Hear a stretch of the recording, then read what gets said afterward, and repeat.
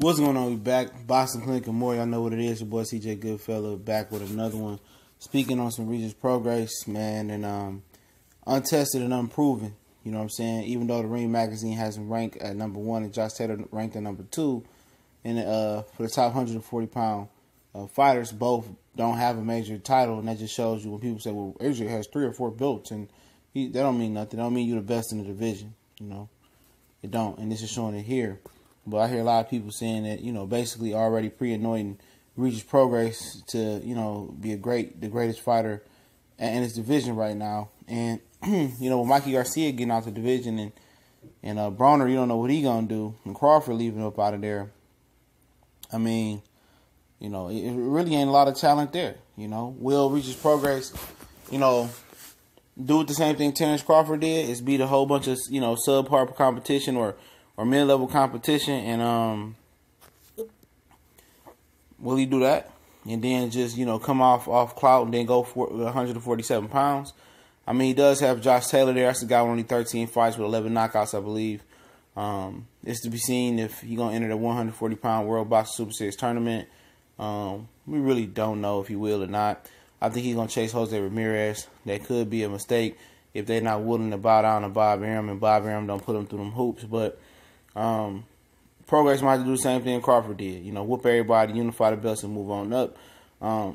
You know, I mean, you truly might not know how great Regis Prograis is until he gets to 147. Right now, his age, with 29, and his level of competition indicates that he's being moved at a slow pace for a reason.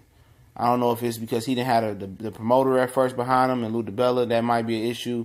Because when you don't have that promoter or that backing behind you, a lot of times you get passed on up. So, you know, it don't matter. He bubbled on the scene. He made it.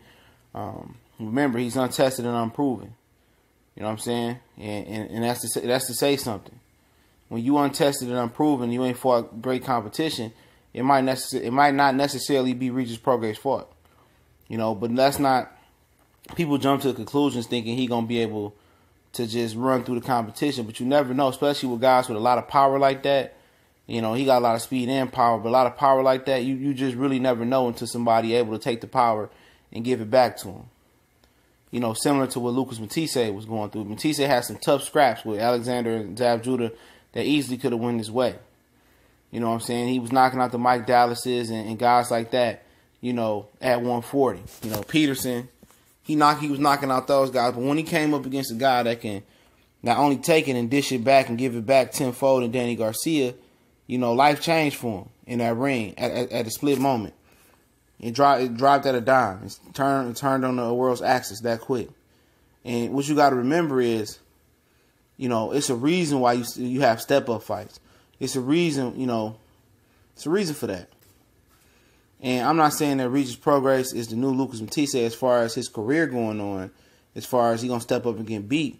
But as far as his persona, his aggressive nature, his power punching, you know, not so much the skill level. The skill level is different. I think Regis Prograis is not limited to, you know, like Matisse was. But, you know, we're going to see. You know, his Danny Garcia may not necessarily be at 140. Because Terrence Crawford didn't have an Earl Spence at 140. You know, he didn't have that at 140. No, it just didn't present itself. And the guy that could have been there for Regis Prograis went back down to 135 pounds of Mikey Garcia, which I fully feel he would have dog walked Garcia. That's just my opinion. But he was robbed of that opportunity. You know, he was robbed of that opportunity. But like I said, you just never know. And I've been telling people in the chat that, and people got offended. Oh, you know, he hating on Regis Prograis. I'm not hating. You never know until they fully step up. You know, you never know until they have that fight of some resistance. In the 140-pound division, I don't see that fight, man, for Regis Prograis. You know, possibly Ryan Martin. He's a blue chipper, great Olympic background, teaming up with K2 after, you know, fallout with SMS Promotions and 50 Cent. That's it. You know, maybe the Relic guy. I don't know about the Ivan Bactario guy or Anthony Yaget. You know, I haven't really checked them out, but like I said, if they was really, really good and hot names, I probably would have heard of them by now. You know what I'm saying? I know Lipinets might not get in there. He ain't got shit for him. I don't think Victor Postal, even though he did good versus Taylor, You know, I don't think he got shit for Regis Prograis as well. I think Regis Prograis may not. I think Regis Prograis may not pop until, you know, he gets to 147. You know, because I don't think Mikey Garcia gonna come back to 140 and go back for him. You know, I don't think that's gonna happen. Too much risk involved for a little reward with Regis Prograis right now. You know, he's 29 years old and really hasn't had that meaningful fight that fight that has the adversity. You know, he overcame some adversity. He overcame some trials and tribulations. He ain't had that yet, and that's a fact.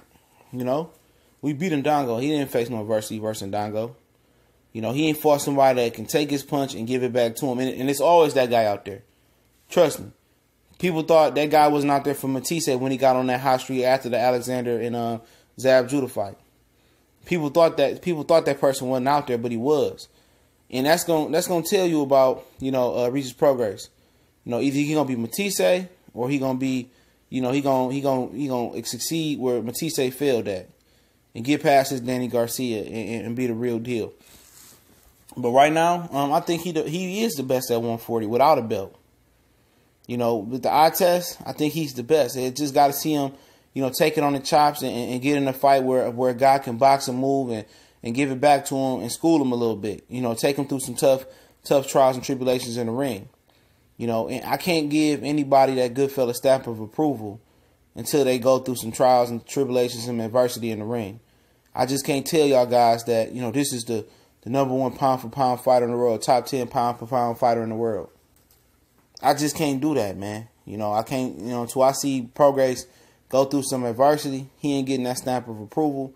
You know, Josh Taylor been some adversity, but, you know, he still ain't getting that stamp of approval. He got a ways to go as well, too.